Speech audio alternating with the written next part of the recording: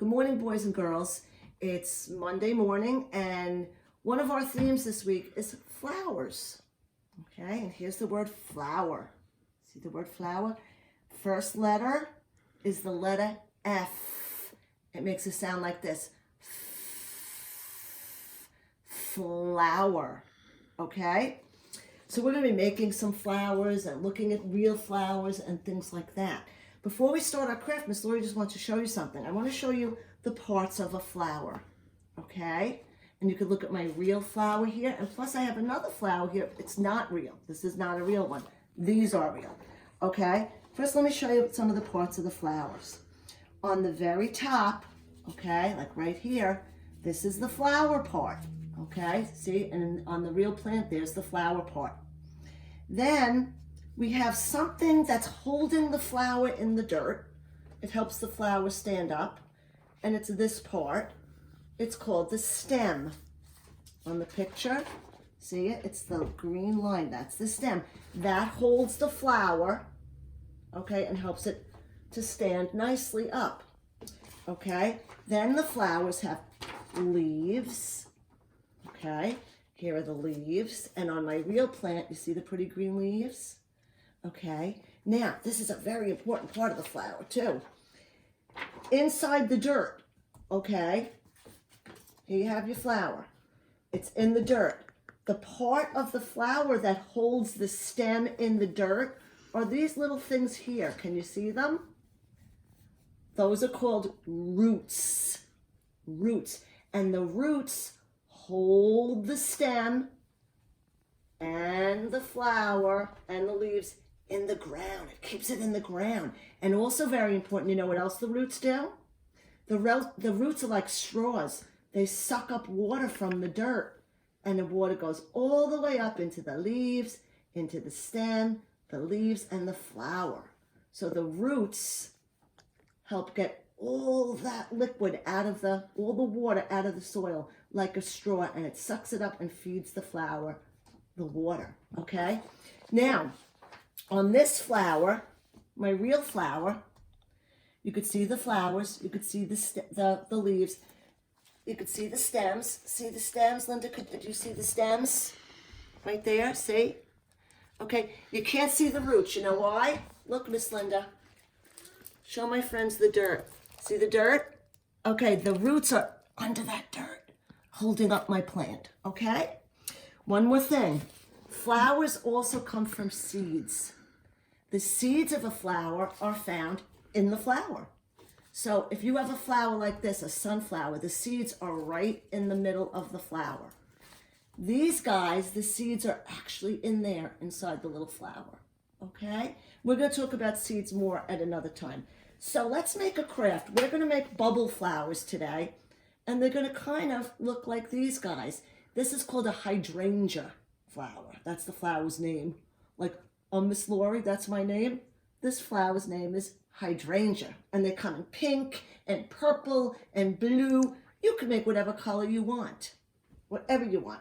Okay, so first we're going to need some paper. I think I'll just use this one I started.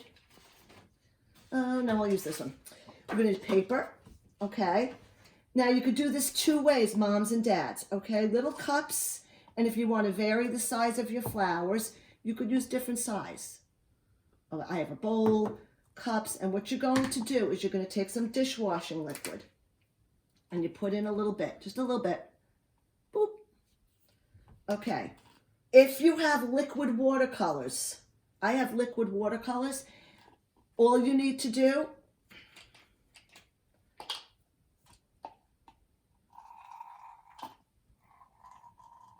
is pour some of that in, okay? If you don't have liquid watercolors, you can use regular paint, the tempera paint, okay? Just make sure everything's washable because this will splatter. Liquid water paint, and then you just mix it with water. See because I'm using the tempera paint. If you're using the liquid watercolor, you don't need to add water. If you're using tempera paint with the dishwashing stuff, you have to put some water. So it's going to be dishwashing, like a little squirt, and liquid watercolor, or a squirt of dishwashing liquid, tempera paint, and then water. And then you mix it all together. Take a spoon and mix, just so the bubbles and the paint mixture goes together. I mean, the soap rather. We're gonna make bubbles, actually. Okay, then the fun part. Now, moms and dads, a little trick. If you're worried, because the kids are gonna blow into the straw and make bubbles. If you're worried about them sucking the bubbles in, you could take a little pin and make a little pinhole in the straw. That way they won't suck it in, but it'll still work for the craft. Okay, so boys and girls, here comes the fun part. You're gonna blow bubbles into your cup of paint, okay? And we want the bubbles to come up to the very top. Okay, so let's see if we could do this. Here we go. And it's gonna splatter, so wear a smock and put something down on your table. I have a pad down on my table to protect it. Here we go.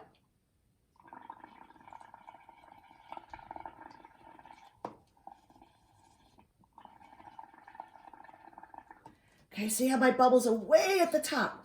Then you take your picture and your paper, and gently lay it on top of the bubbles. Just lay it there for a minute. Then you pick it up, and look what you get. Can you see that, Miss Linda? Okay, see how pretty it is? Now I'll show you one in red. Watch. You can use whatever color you want. The red comes out pinkish, which is kind of cool.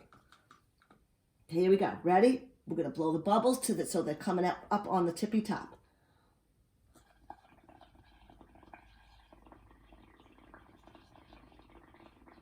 Okay, let me take my paper. Let's see what it looks like. Ready?